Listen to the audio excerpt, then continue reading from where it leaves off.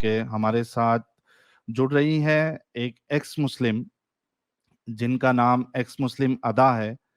और ये बताएंगी कि इनके साथ क्या मामला हुआ है। जैसे कि आप लोगों ने टाइटल देखा ही होगा, तो इनके जो वालिद है, अब्बू है, वो मस्जिद के इमाम है, मौलवी है, काफ़ी होल्ड है उनका।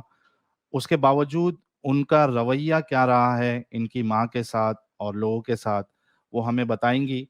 तो आप सभी लोग फटाक से वीडियो को लाइक और शेयर करें। और उम्मीद है कि आप लोगों को जो नया लोगो है मेरा ऊपर थोड़ा एनिमेटेड वाला, वो अच्छा लग रहा होगा। विदाउट एनी डिले हम स्ट्रीम में लेते हैं एक्स मुस्लिम अदा जी को। एक्स मुस्लिम अदा जी, आपका बहुत बहुत इस्तकबाल है। अस्सलाम वालेकुम। वालेकुम अस्सलाम। जी अदा जी, कैसी है आप? मैं ठीक हूँ, आप कैसे हो?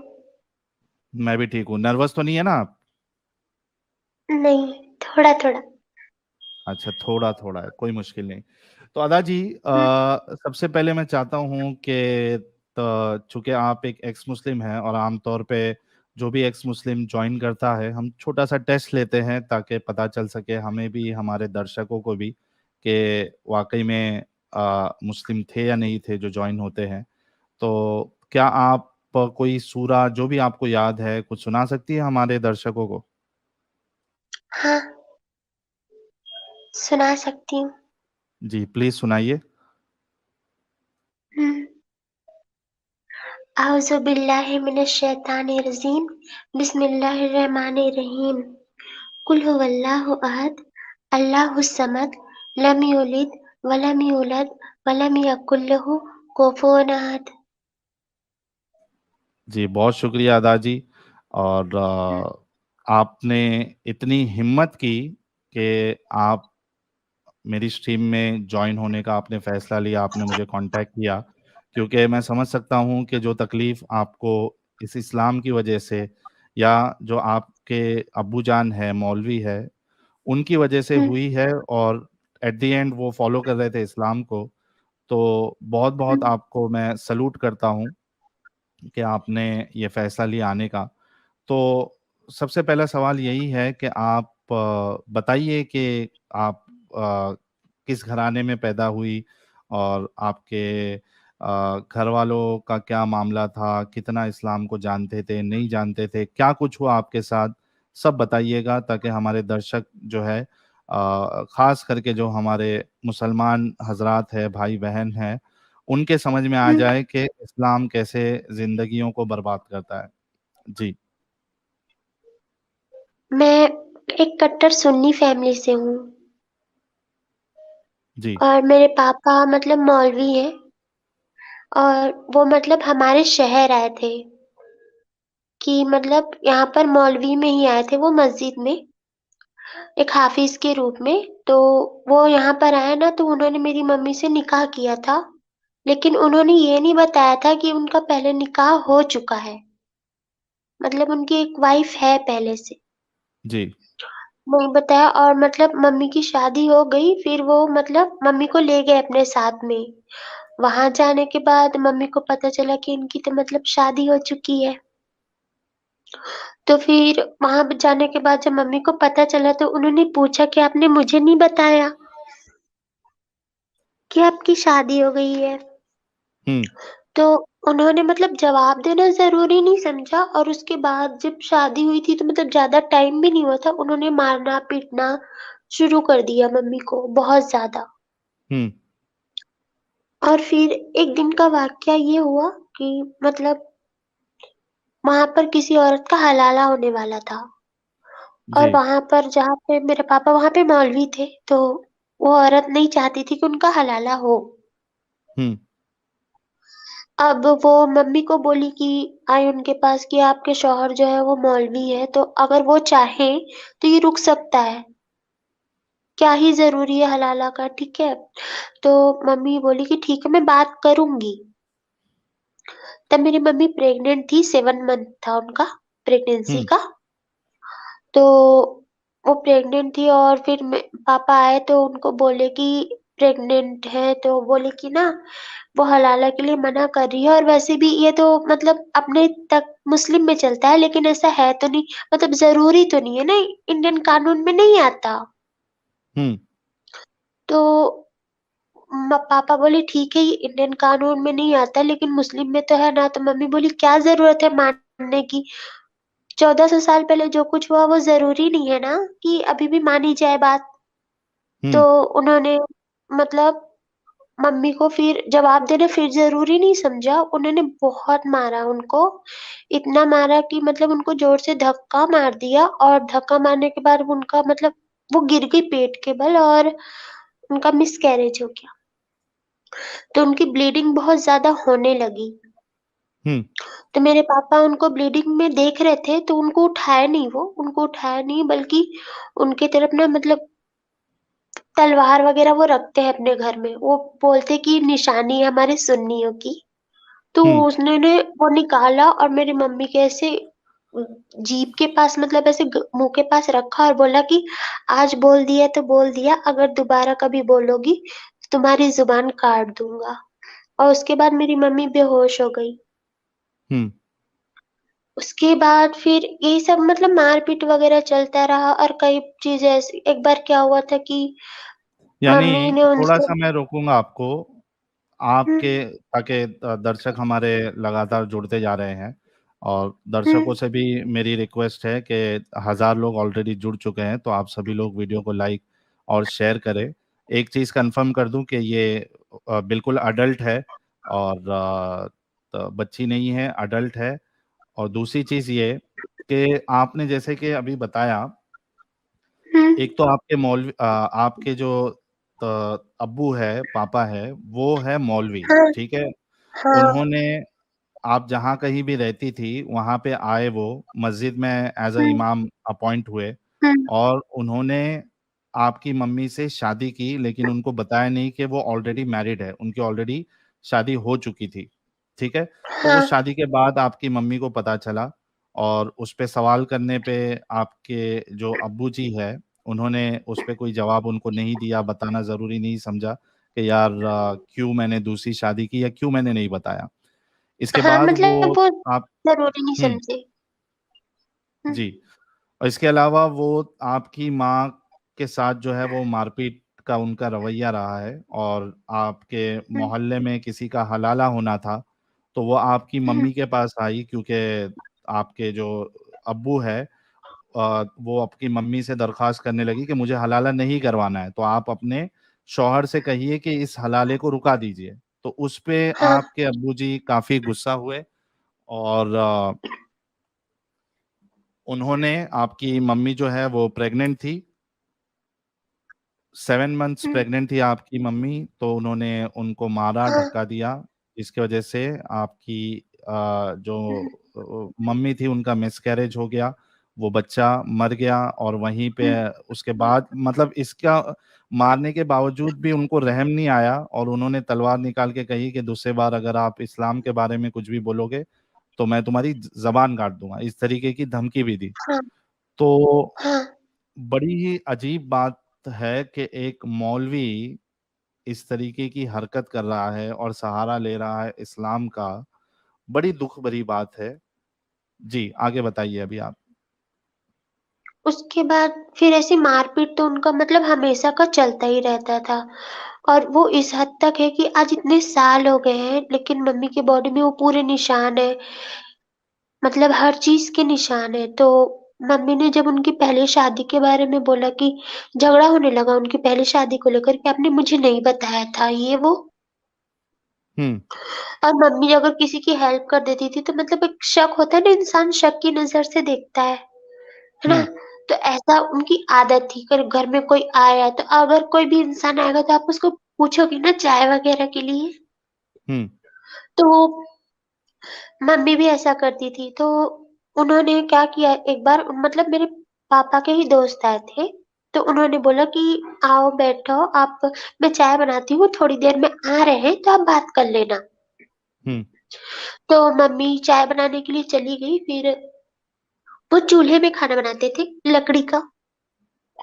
तो फिर क्या हुआ कि जब वो आए ना तो पापा देखे कि हाँ, वो उनके लिए चाय बना के लेके आ रही, तो उस समय वो कुछ नहीं बोले, लेकिन जब उनका फ्रेंड चला गया वहाँ से, तो उन्होंने मम्मी का हाथ लिया और वो आग में डाल दिया हुँ, और फिर बोला कि तुमको क्या ज़रूरत है? तो मम्मी ने बोला कि वो आपसे मिलने के लिए आए थे और आप नहा रहे थे, इसलिए मैंने उनको बोल दिया कि थोड़ी देर इंतज़ार कर लीजिए, और इसलिए मैं कोई मेहमान आएगा तो चाय तो पूछूँगी। तो ना इस वो मतलब कुछ जवाब देना ऐसे ज़रूरी नहीं समझते, और उन्होंने मम्मी को फिर बहुत मारा, जलाने के बाद भी बहुत मारा, और कहने लगे कि तुम औरत लोग का ना मतलब दिमाग ही सच में कम होता है, ठीक है? और तुम लोग अपने आप को मतलब वो मत समझो और दूसरों को भी बहकाना बंद करो, क्योंकि मैं मम्मी थोड़ी पढ़ी-लिखी थी, तो हुँ, वहाँ जहाँ मम्मी की शादी हुई थी वो पूरी म मुस्लिम बस्ती थी, ऑल टोटल वहाँ हुँ, पे कोई मतलब हिंदू नहीं था। हुँ, तो पूरी मुस्लिम बस्ती थी, तो मम्मी क्या है ना मतलब बीए तक पढ़ी है मेरी, तो उन्होंने मतलब इंडियन कानून के बारे में या फिर जो भी नारी हक के बारे में उनको बताना चाहा। तो पापा उस बात के लिए उनको मतलब वो जो कोड़े होते हैं ना, हुँ, उनसे मतलब मारा इतना कि उनके मेरे पीठ में जो है छाले हो गए थे। हुँ, और फिर यही सब कुछ चलता रहा, फिर आई मम्मी की सेकंड प्रेग्नेंसी जो कि मैं थी, तो फिर हुँ, जब मेरे प्रेग्नेंट मम्मी मेरे से हुई तभी मन उनका मार-पीट रुका नहीं था, मतलब वो चल ही रहा था। लेकिन फिर ना पापा जो है वो हॉस्पिटल मम मम मेरे नाना मम्मी को हॉस्पिटल लेने के लिए गए थे, क्योंकि पापा है ना वो छोड़ दिए थे, नाना के पास में, लास्ट अच्छा, मंथ में।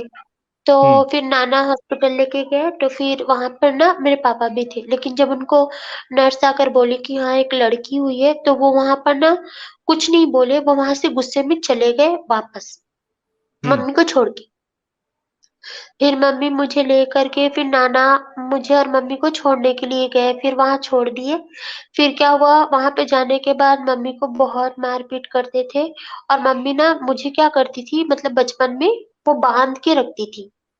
हुँ, ताकि मेरे से छोटी-सी भी कोई गलती ना हो, जैसे छोटा बच्चे से कोई गलती ऐसे ना हो, जिसकी वज़ह से मुझे भी इतनी ज़्यादा मार-वार पड़े। और मेरे पापा कभी मतलब मेरा ख़्याल वग़ैरह नहीं रखते थे, जैसे बच्चों का रखना चाहिए, ऐसा कुछ भी नहीं। उन्होंने कभी मुझे गोद में नहीं उठाया हुँ, कि एक लड़की है करके। फिर मम्मी उस चीज़ के लिए ऑब्जेक्शन उठाने लगी कि ऐसा थोड़ी होता है, अगर वो बेटी है तो क्या हुआ, अगली बार बेटा भी हो जाएगा, लेकिन बेटी भी तो मतलब मायने रखती है ना, वो भी तो अच्छी होती है, क्या बुराई है उसमें? तो बोल हुँ, रहे हैं कि पहली बात तो ये कि तुम लोग किसी काम की नहीं होती, मतलब औरतें किसी काम की नहीं होती, सिर्फ़ बिस्तर तक ही इनकी पहचान होती है, उससे ज़्यादा हुँ, इनकी कोई औकात नहीं होती। हुँ, तो फिर मम्मी ने इसके लिए बहुत झगड़ा किया कि आप ऐसे कैसे बोल रहे हो? और वो भी अपनी खुद की बेटी के लिए। तो उन्होंने मम्मी को बहुत ज़्यादा मारा और उनके बाल-वाल खींच लिए, जिससे उनके सर में भी काफ़ी चोट आ गई। हुँ, फिर उसके बाद ये सब चीज़ चल ही रहा था ना कि मेरे नाना की तबीयत बहुत ज़्यादा यहाँ पर खराब हो गई, और वो क्या हुए कि हॉस्पिटल में एडमिट हो गए, तो डॉक्टर ने जवाब दे दिया और बोला कि इनके फेफड़े में पूरी तरह से पानी भर गया है, तो ये हुँ, ज़्यादा दिन के लिए नहीं बचेंगे। तो मेरे नाना की लास्ट विश थी कि वो एक बार अपनी बेटी से मिले, क्योंकि मम्मी मेरी सिंगल चाइल्ड है, तो हुँ, वो अपनी बेटी से मिलना चाहते थे। तो उन्होंने उस समय फ़ोन नहीं था, लेटर चलते थे, तो उन्होंने लेटर भेजा। हुँ, लेटर भेजा तो मेरे पापा को वो लेटर मिला, तो उन्होंने वो पढ़ा और पढ़ के फाड़-वाड़ के फेंक दिया। मम्मी को हुँ, कुछ भी नहीं बताया कि ऐसा कुछ हुआ है, हुँ, ठीक है? बाद में मम्मी को झाड़ू-वाड़ू करते समय वो कागज़ के टुकड़े मिले, तो उनको मतलब थोड़ा उन्होंने देखा कि क्या है? तो उनको ये तो समझ में आया कि उनके घर से आया है, कोई लेटर है। फिर हुँ, उन्होंने जोड़-तोड़ के अधूरा तो पढ़ा, लेकिन उनको कुछ समझ में नहीं आया, तो उन्होंने पूछा, तब उन्होंने बताया कि तुम्हारे बाप की तबीयत ठीक नहीं है, ठीक है? वो अपनी ज़िंदगी की आखिरी साँस ले रहे हैं। तो मम्मी बोली कि मैं ना उनसे मिलना चाहती हूँ, और वैसे भी मेरे अलावा कोई नहीं है उनका, मैं उनकी एक ही बेटी हूँ। हुँ, तो वो जो है ना मतलब पापा जो है ना उनको नहीं जाने दिया और मार-पीट के चुप करा दिया, और फिर ये हुआ कि मेरे नाना की उनके वेट करते-करते उनकी डेथ हो गई, मतलब वो खत्म हो गए। हुँ, खत्म हो गए ना, तो उनकी मतलब मरने पर भी, उनकी मौत पर भी मेरी मम्मी को नहीं आने दिया गया, ना खुद वो आए, जबकि वो हुँ। इकलौते दामाद थे, लेकिन वो नहीं आए। अच्छा, इसमें मैं एक चीज़ पूछना चाहता हूँ आपसे कि हुँ, ये जो आपके अब्बू का जो रवैया है, वो घर तक हुँ। ही ऐसा था, चिड़चिड़ापन और इतना जालिमपना, या जो, क्योंकि मस्जिद में मौलवी थे, मौलवी है, इमाम है, तो बाहर भी इनकी इमेज खराब थी, या बाहर अच्छे से रहते थे और घर पे सिर्फ इस तरीके से करते थे? क्या मसला था, मतलब मामला क्या था? बाहर भी इनकी इमेज ऐसी ही थी। बस बाहर की बात ये है कि बाहर अगर वो जैसे कि मस्जिद में अब औरतें तो जाती नहीं है, सिर्फ़ मर्द जाते हैं, है हुँ, ना? तो वहाँ पर वो इनस तकरीर में भी मतलब यही सारी चीज़ें वो दूसरों को भी बताया करते थे। हुँ, और ये वो उनकी मतलब एक तो होता है ना ब्रेन वॉश, तो वो ब्रेन वॉश ऐसे करते हैं कि ला सामने वाले को यही लगे कि मैं जो बोल रहा हूँ वो सही है, इस्लाम ही सही है और इस्लाम में ये जायज़ है। हुँ, मतलब कुछ गलत नहीं कर रहे हो, तुम अगर ऐसा कुछ कर रहे हो, तो कुछ गलत नहीं कर रहे हो। हुँ, तुम्हारी बीवी पे तुम्हारा इतना हक बनता है कि तुम उसके संग कुछ भी कर सकते हो, कुछ भी। हुँ, बस अगर वो तुम्हारी बात ना माने तो उसको मारना, पीटना या उसके संग बहुत ज़्यादा गलत बर्ताव करना कोई बड़ी बात नहीं। हुँ। ये सारी चीज़ें वो मतलब ब्रेन वॉश करने में वो काफ़ी अच्छे हैं। तो वो उसी चीज़ में मौलवी यहाँ भी रहे तो भी वही करते थे और जहाँ वो मौलवी अभी फ़िलहाल है वो वहाँ भी वही कर रहे हैं और उनकी एक नहीं 3-3 शादियाँ हुई हैं। अच्छा, यानी आपकी माँ के बाद उन्होंने फिर से एक शादी की? हाँ, अच्छा, तो जो पहली बीवी थी उसका क्या हुआ? वो कहाँ चली गई? वो साथ में रहती है या क्या सीन है? नहीं, वो तो मतलब मम्मी आई ना, उसके बाद जब वो मम्मी प्रेग्नेंट थी 7 मंथ की और उनकी ब्लीडिंग वग़ैरह हुई, तो उस हुँ, समय उनका भाई मतलब पहली बड़ी अम्मी का उनका भाई आया था, हुँ, उनको लेने के लिए, तो वो गई और वहाँ जाने के बाद ना फिर वो भी कभी वापस ही नहीं आई। अच्छा, वो भी परेशान थी। हाँ, उनके साथ भी बहुत कुछ गलत किया था और उनके साथ भी मतलब उनकी शायद बच्ची को मार ही दिया था। हुँ, मतलब उनकी जो शायद छोटी बच्ची थी, मम्मी बताते हैं ऐसा, कि हुँ, उनकी बच्ची थी छोटी-सी, ठीक है? और मम्मी की शादी हुई थी नई-नई। तो हुआ ये था कि वो बच्ची मतलब खेल रही थी चारपाई में ऐसे, इसीलिए मम्मी मुझे बाँध के रखा करती थी। तो हुँ, मेरे अब्बू आए, तो वो बच्ची रो रही थी, तो उन्होंने उसको मारा और ना ऐसे धक्का मारा ना, तो छोटी बच्ची का सर जा कर के पत्थर में ऐसे लग गया। हुँ। तो उनकी वो मतलब ब्लीडिंग की वज़ह से उनकी डेथ हो गई। तो यार, मुझे एक चीज़ समझ में नहीं आ रही है कि इतना हुँ, ज़ालिम तुम्हारा बाप है, एक हुँ, बच्चे की जान ले ली, दूसरा आपकी मम्मी प्रेग्नेंट थी आपसे पहले, वो हाँ, मिसकैरेज हो गया धक्का देने की वजह से, ब्लीडिंग की वजह से। तो हुँ। कोई आपका घर वाला या फिर आस-पास पड़ोस में मोहल्ले वाले, या आपकी मम्मी चूँकि खुद एक एजुकेटेड है, तो कोई पुलिस के पास जाना ज़रूरी नहीं समझा कि यार इतना ज़ुल्म क्यों बर्दाश्त करे, जाकर इस ज़ालिम की कंप्लेंट करते हैं? मेरे मम्मी बताती है मतलब जहाँ उनका ससुराल है, वो पूरा मुस्लिम बस्ती है। ऑल टोटल वो मतलब गाँव है वो, तो पूरा मुस्लिम का ही गाँव है। हुँ, और वहाँ पर ये सब कुछ होना एक आम बात है और कोई अगर उस चीज़ के लिए ऑब्जेक्शन उठाता है, ठीक है? तो उसकी आवाज़ चुप करा दी जाती है। हुँ। हाँ, ये मतलब प्रॉब्लम है वहाँ पर। तो आपके मम्मी की आपके मतलब जो कोशिश की है। आपकी जो नानी है या जो मामा है, उन्होंने भी हिम्मत नहीं की जाके केस करवाने की? मेरे कोई मामा नहीं है, सिर्फ़ नानी थी और नानी भी अकेले हो गए थे क्योंकि नाना तो खत्म हो गए। हुँ, नानी अकेली थी, तो नानी की इतनी हिम्मत नहीं हुई थी कि मतलब अच्छा। पी जाए, हाँ। हुँ, हुँ, तो वो नहीं गए थे, लेकिन वो बहुत हिम्मत करके मेरी मम्मी को वापस लेके आए थे। मेरी मम्मी को वापस लाने के बाद में कई बार जो है मेरे अब्बू आए मम्मी को लेने के लिए, हुँ, लेकिन ना फिर मेरी मम्मी बोली कि मैं नहीं जाऊँगी और किसी भी हाल में नहीं जाऊँगी मैं। हुँ, तो बोले कि तुम्हारी एक ठो बेटी है कैसे पालोगी? मेरे बिना तुम कुछ भी नहीं हो, तुम्हारा वजूद भी नहीं है। तो मम्मी ने उन्हें कहा कि मैं अपनी बेटी को भी पाल लूँगी और जैसे भी है लेकिन मैं नहीं जाऊँगी वापस। तो हुँ, बोले कि फिर मैं तुमको 3 तलाक देता हूँ। तो मम्मी ने बिना सोचे समझे बस एक्सेप्ट कर लिया। मतलब एक होता है ना कि जेल से बाहर कैदी निकल जाता है। हुँ, हुँ, हुँ, बस वैसा मम्मी को फ़ील हुआ तो मम्मी बोली ठीक है मैं इसको एक्सेप्ट कर लेती हूँ। और उन्होंने हुँ, तुरंत मतलब 3 तलाक को एक्सेप्ट कर लिया।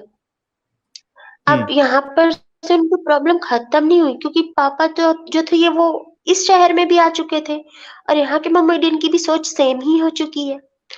तो हुँ, अब उनको लगा कि भई इनके शौहर इनके साथ ऐसा किए और इन्होंने इनको तलाक दिया और इसने मतलब एक्सेप्ट भी कर ली। नहीं गई हुँ, वो, माफ़ी भी नहीं माँगी। तो हमारी भी जो औरतें हैं उनको भी यही बताएगी, यही शिक्षा देगी। तो हुँ, मम्मी यहाँ पर मदरसे में पढ़ाने लगे। पापा के छोड़ने के बाद में पढ़ाने लगे। तो यहाँ के मदरसे से यहाँ के जो मुस्लिम हैं उन्होंने मम्मी को निकलवा दिया कि हुँ, अगर आपने खुद ऐसा किया है फिर आप हमारे बच्चों को और हमारी जो बीवियाँ हैं उनको भी यही सिखा दोगी, फिर वो हमारे खिलाफ बगावत करेंगी। हुँ, ये सारी चीज़ें चलने लगी।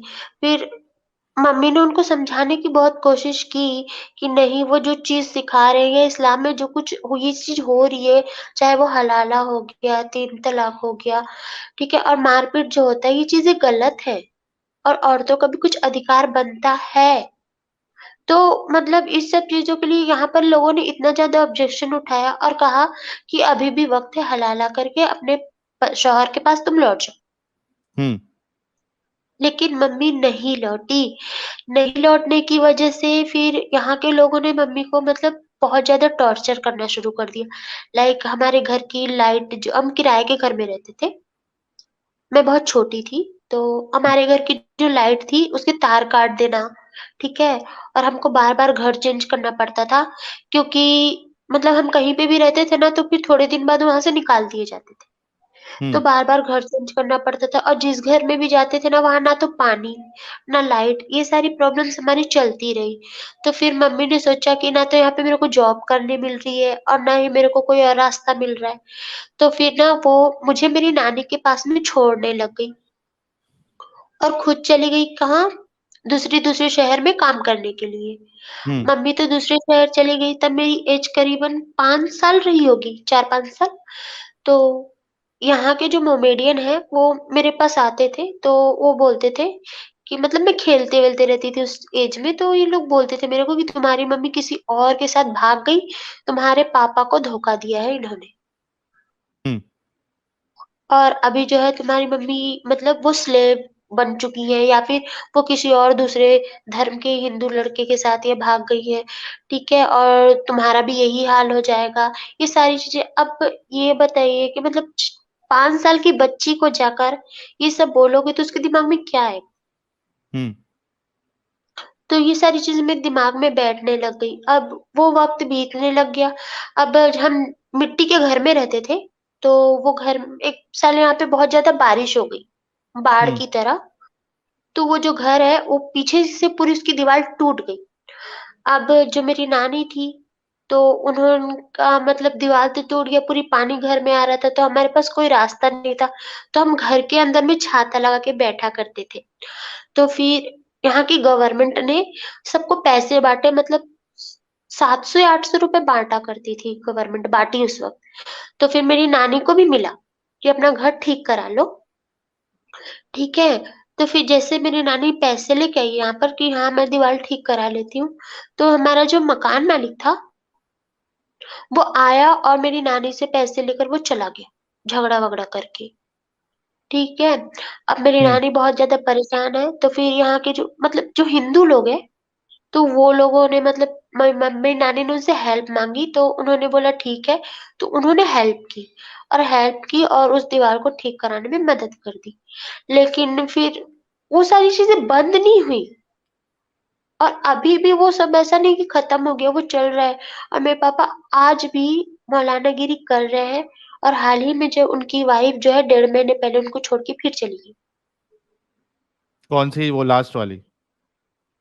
हाँ, अभी 3rd वाली वाइफ़ है उनकी छोड़ के चली गई है उनको। अच्छा वो भी छोड़ के चले गए, तो ऐसे ऐसे इंसान के साथ, ऐसे ज़ालिम के साथ रहेगा कौन? ज़िंदगी कौन बिताएगा? जिसके अंदर हाँ। इतना इतना हरामीपन हो, तो वो कैसे कोई उनके साथ जो है जिंदगी बिता सकता है। हाँ, मम्मी ने बहुत ट्राई किया कि उनको समझा सके कि वो जो कर रहे हैं वो गलत है, ऐसा नहीं होना चाहिए, इंसान बन के रहो। लेकिन वो चीज़ उनकी समझ से परे है, मतलब उनके लिए इस्लाम में जो लिखा है, कुरान में जो लिखा है, वो हदीस में लिखा है, वो सब सही है। बाकी सब दुनिया की बातें या इंडियन कानून है या कोई भी चीज़ फिज़ूल है। हम्म। बिल्कुल फ़िज़ूल है, ठीक है? और ऐसी कुर्बानी का समय था तो मैं बहुत रोने लगती थी क्योंकि मुझे एनिमल से बचपन से बहुत ज़्यादा प्यार है। तो कुर्बानी का टाइम था, तो मैं बहुत रोने लगी थी, तो मम्मी ने उनको बोला कि मत करो कुर्बानी, ठीक है? कुर्बानी वग़ैरह सही बात नहीं है करना, ये सब छोड़ दो, ठीक है? हम्म। क्या ज़रूरत है? अगर अल्लाह ने हमको भी बनाया है और अल्लाह ने उसको भी बनाया है, तो बोले कि तुम्हारे कहने का मतलब क्या है? तो मम्मी ने कहा कि आप ही कहते हो कि उसका नाम जलाल है, तो उसका नाम रहीम है और हम्म। उसी ने सब कुछ बनाया है। हम्म। तो जब उसने सब कुछ बना रखा है, ठीक है? तो जितना प्यार हमसे करता है, उतना ही प्यार तो वो जानवर से भी कर ही रहा है हम्म। ना? तो हम मतलब किसी भी पेरेंट्स को तो ये अच्छा नहीं लगेगा कि एक बच्चा दूसरे बच्चे की जान ले ले, है ना? तो वो हम सबका क्रिएटर है, तो उसको कैसे खुदा को कैसे अच्छा लगेगा कि हम जो है उसकी दूसरे क्रिएशन की जान ले लेंगे, नहीं अच्छा लगेगा, तो ये छोड़ दो। तो मेरे पापा ने बोला इसे छोड़ देता हूँ, लेकिन ना फिर तेरी बच्ची की कुर्बानी कर देता हूँ क्योंकि इस्माइल अलैहिस्सलाम की कुर्बानी के लिए लेके जा रहे थे ना, हम्म। और तेरे लिए सबसे प्यारी चीज़ तो तेरी बच्ची है, तो मैं इसी की कुर्बानी कर देता हूँ। यानी इतना गया गुजरा था आपके अब्बू। हुँ, अच्छा, तो मैं थोड़ा आपको रोकूंगा। हमारे साथ जुड़ चुकी हैं प्रीति ह्यूमन जी। और प्रीति हुँ, ह्यूमन जी, आपका बहुत बहुत इस्तकबाल है। Thank you.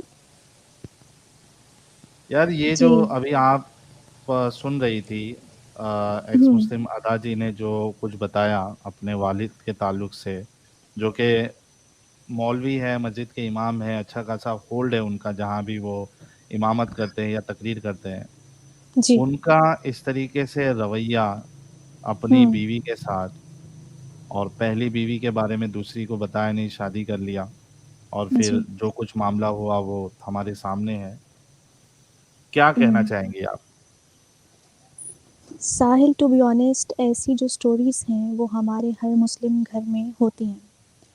प्रॉब्लम ये है कि वो रिपोर्ट बहुत कम होती हैं, मतलब मंज़र आम पे जैसे होती है ना, एक चीज़ आ जाती है खुल के, मतलब सामने ही नहीं आती। जो विक्टिम्स होते हैं वो भी सामने नहीं आते, क्योंकि कहीं न कहीं उनमें भी होता है इस्लाम का कि नहीं, अगर हमने अपने हस्बैंड के खिलाफ आवाज़ उठाई तो ये भी नाफ़रमानी के उसमें कैटेगरी में आ जाती है, नाफ़रमानी की। तो कहीं हम्म। न कहीं जो विक्टिम्स होते हैं वही चुप कर जाते हैं। तो बहुत हिम्मत की बात है अगर ये जो हैं एक्स मुस्लिम अदा, ये आगे आई हैं, उन्होंने अपनी बहुत ही पर्सनल बातें हमसे शेयर की हैं। तो बहुत ही एक हिम्मत चाहिए ये सब ऐसे प्लेटफ़ॉर्म पे बताने के लिए। तो हम्म। जो इंस्पिरेशन इनको मिलती है, ये डोमेस्टिक वायलेंस, अब्यूज़, इवन कि आप किसी को बेइज़्ज़त करते हो, अपने लफ्ज़ों से भी कर सकते हो। हाथ उठाना तो बहुत बाद में आता है। किसी आपके जो अल्फ़ाज़ हैं वो भी किसी की रूह को जो है ना वो छलनी करने के लिए काफ़ी होते हैं। तो ये जो है, ये सारी इंस्पिरेशन इनको इस्लाम से आती है, हम्म। अहादीस से आती है। और हम जो यहाँ स्ट्रीम्स पे बार-बार आप लोगों को अपने अपने ऑडियंस को बताते हैं रेफ़रेंस के साथ, तो हम लोग ये सब क्यों कर रहे हैं?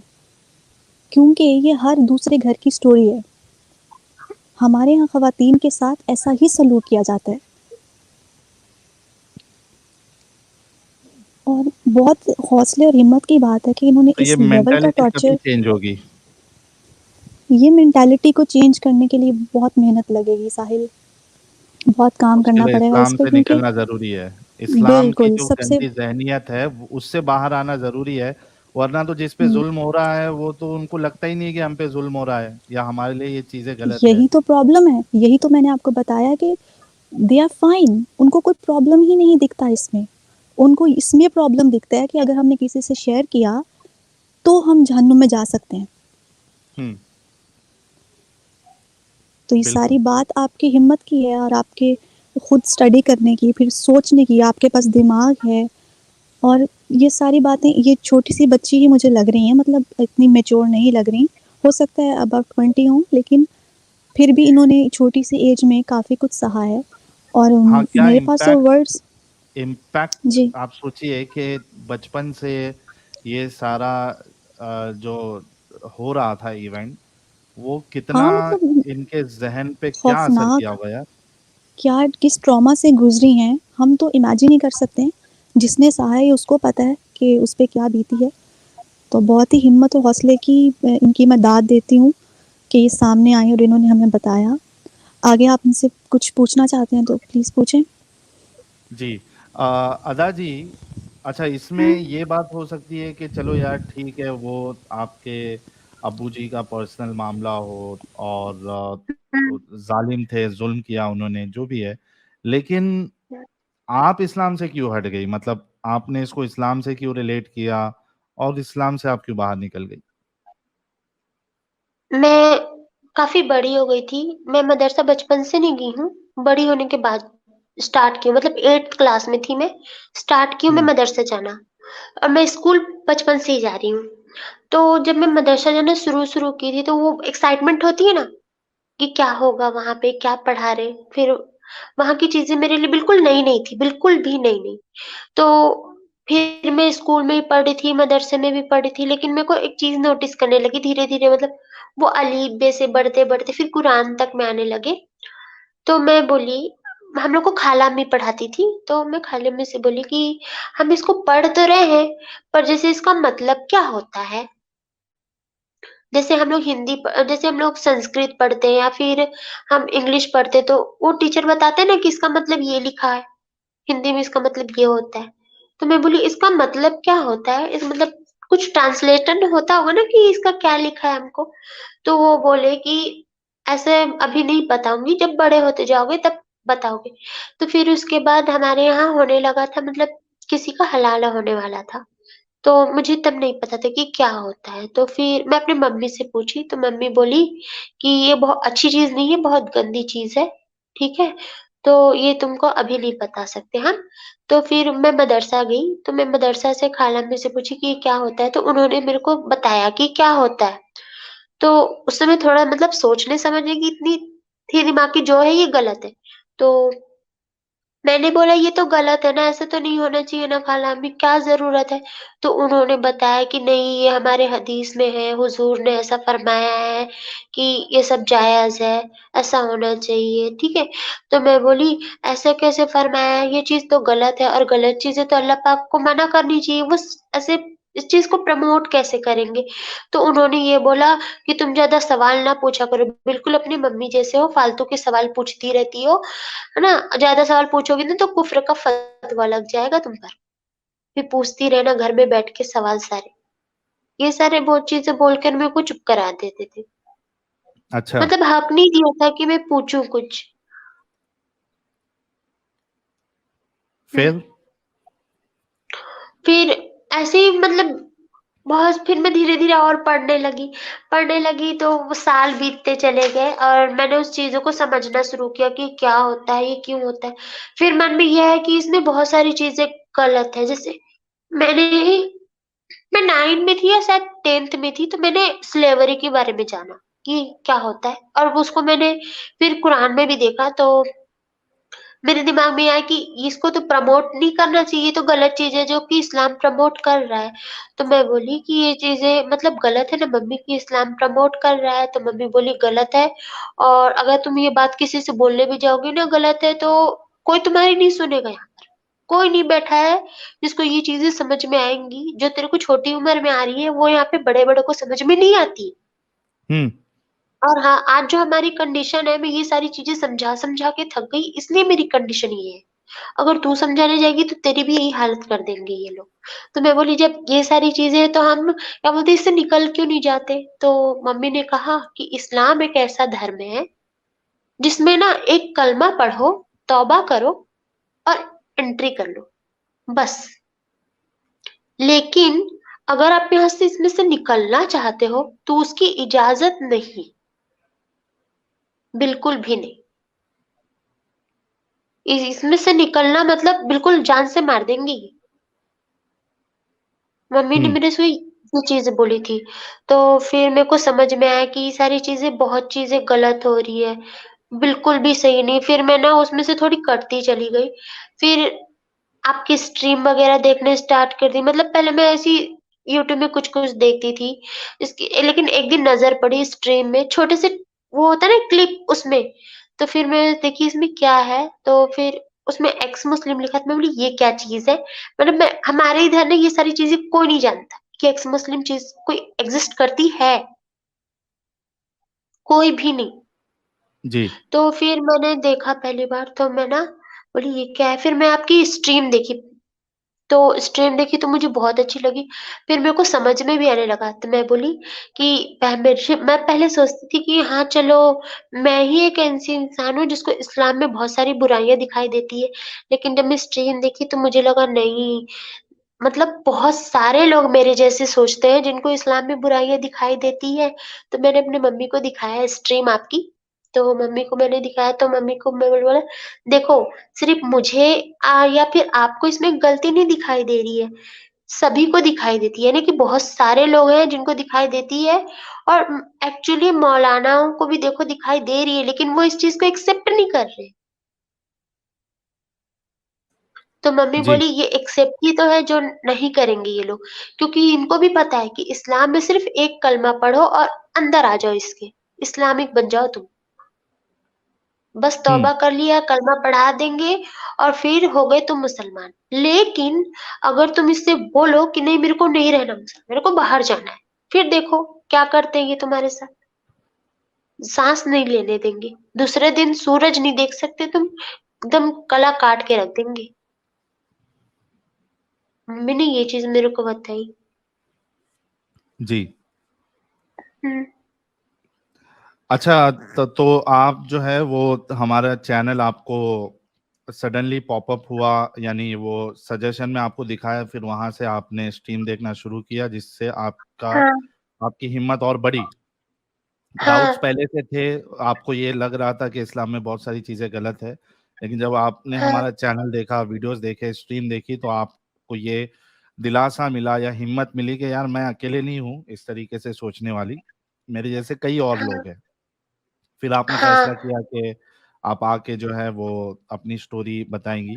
तो क्या आपकी मम्मी जो है, उन्होंने हुँ। भी इस्लाम छोड़ दिया या क्या मामला है उनका? क्योंकि उन्होंने तो बहुत सहा है। आपने तो सिर्फ़ देखा है, उन्होंने सहा है। हाँ, सहा तो बहुत कुछ है मम्मी ने, लेकिन मम्मी ब्लाइंडली इस्लाम को फ़ॉलो नहीं करती।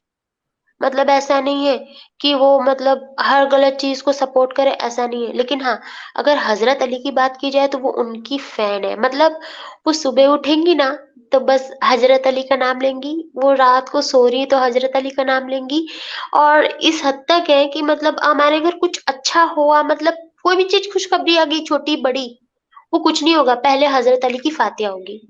That's it.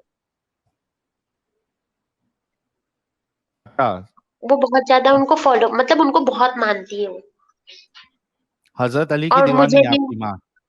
हाँ, मतलब और ना मुझे दिन-रात उनके किस्से सुनाती है कि पता है तुझे वो सजदे में थे, तब उनका गला काट दिया गया था, लेकिन फिर भी वो तलवार लेके लड़ रहे थे। फिर एक बुढ़िया ने टोक दिया, जिसकी वज़ह से उनकी मौत हो गई। ये सारे किस्से वो मुझे हमेशा सुनाती रहती है।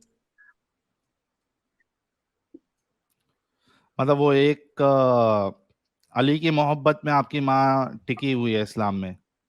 हाँ, बस उन्हीं की मोहब्बत में टिकी हुई है। वो उनके किस्से ही सुनाते रहती है मुझे कि सल्लल्लाहु ताला अलैहि वसल्लम के दामाद हैं वो, शेरे खुदा हैं वो। मतलब वो 24 घंटे उनके मतलब नाम रटना ही है उनको, पर ब्लाइंडली इस्लाम फ़ॉलो नहीं करती।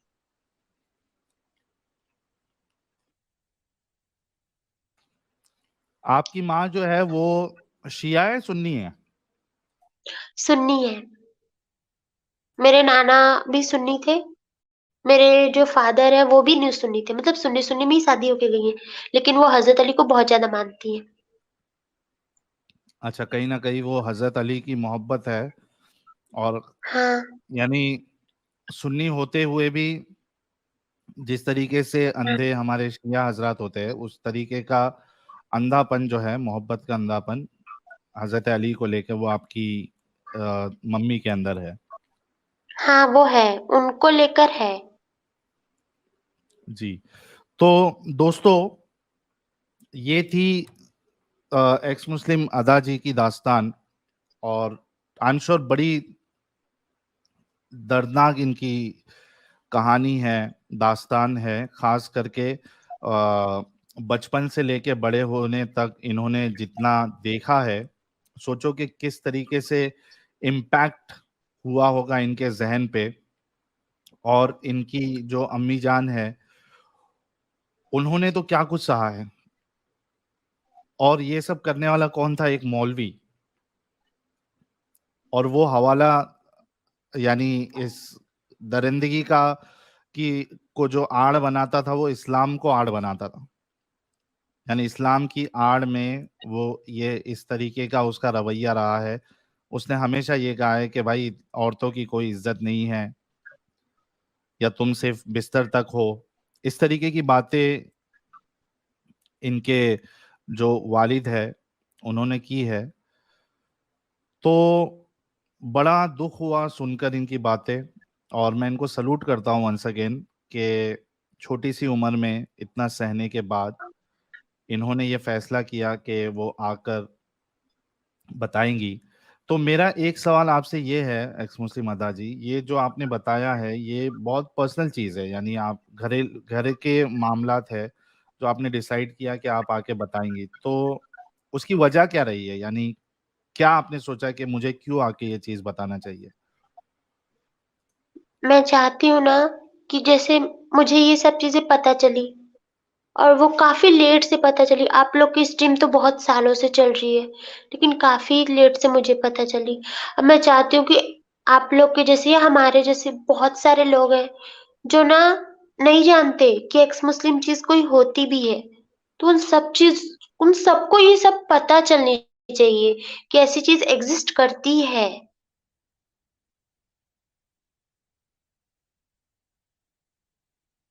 जितना ज़्यादा फैलेगा उतना तो अच्छा रहेगा, ठीक है? क्योंकि हमारे घर के पीछे में सेम किस्से हो रहे हैं और वो औरत कोशिश करती है कि वो बाहर जा कर के पुलिस को अपनी प्रॉब्लम बता सके। 2 बच्चे का फादर है और वो अपनी वाइफ को छोड़ कर के दूसरी औरतों के चक्कर में रहता है। अब अपनी वाइफ को बहुत मारता-पीटता भी है। जब उसने ऐसी कोशिश की तो मतलब पूरी जमात आ गई उसके घर में और उसको रोक दिया उसने।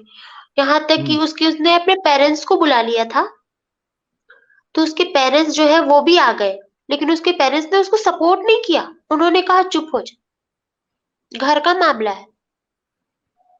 घर वाले भी सपोर्ट नहीं करते हैं। नहीं, और अगर उसने निकाह कर भी लेता है तो क्या बुरा है? अपने इस्लाम में सब जायज़ है। हाँ, वो तो जायज है ही। तो जायज़ है, लेकिन सामने उसकी बीवी नहीं चाहती ना ऐसा। तो बीवी को कोई हक है ही नहीं ना कि वो रोक सके, वो इनकार कर सके कि यार आप नहीं कर सकते हो दूसरी शादी मेरी इजाजत के बिना। बिल्कुल और शौहर इसी कर इनकार सकता है। के चक्कर में मार रही है, वो इतना मार खा रही है, इतना मार खा रही है कि आप उसका मतलब जैसे मेरी मम्मी को मार-वार पड़ते थे, उनको भी पड़ रहे हैं मार-वार और मैं रोज़ देखती हूँ ये चीज़ें। हम्म।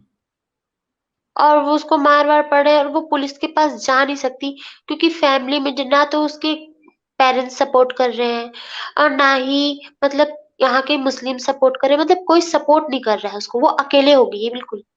और 2 बच्चे हैं छोटे-छोटे उसके भी। जी। तो मेरी सारे जितने व्यूअर्स देख रहे हैं 2800 लोग, सबसे पहले तो रिक्वेस्ट है कि आप लोग वीडियो को लाइक और शेयर करें ताकि और लोग जुड़ सके। कई सारे लोगों को नोटिफिकेशन नहीं आ रहा है, और ये सब बातें लाखों करोड़ों लोगों तक पहुंचना बहुत ज़रूरी है। क्योंकि आप देखिए कि जब तक बातें पहुंचेगी नहीं, लोगों के जहन नहीं खुलेंगे, और लोगों के जहन नहीं खुलेंगे तो चेंजेस नहीं आएंगे। तो सबसे पहले तो बात पहुंचना ज़रूरी है, क्योंकि जो पर्सपेक्टिव हम देना चाह रहे हैं लोगों को, बहुत से बार क्या होता है कि एक चीज़ बचपन से आपके साथ गलत हो रही होती है, लेकिन आपको पता नहीं होता है कि ये गलत है। आप बहुत सारी चीजें गलत कर रहे होते हो, लेकिन आपको ये पता नहीं होता है कि ये चीजें गलत है। उसको एक पर्सपेक्टिव देना होता है जिससे एक इंसान को आसानी से समझ में आता है कि नहीं, ये वाकई में गलत है। तो मोमिनाओं के साथ भी यही मामला हुआ है कि उनके साथ जो जुल्म होता है, जो बंदिश में इतना रखा जाता है, और बीवी को लेके जितनी सारी चीजें रसूलुल्लाह ने बताई है, तो उनको पता ही नहीं है कि ये गलत है। उनके पास पर्सपेक्टिव नहीं है। जब उनको एक पर्सपेक्टिव के साथ बताया जाता है, तब उनकी आंखें खुलती है।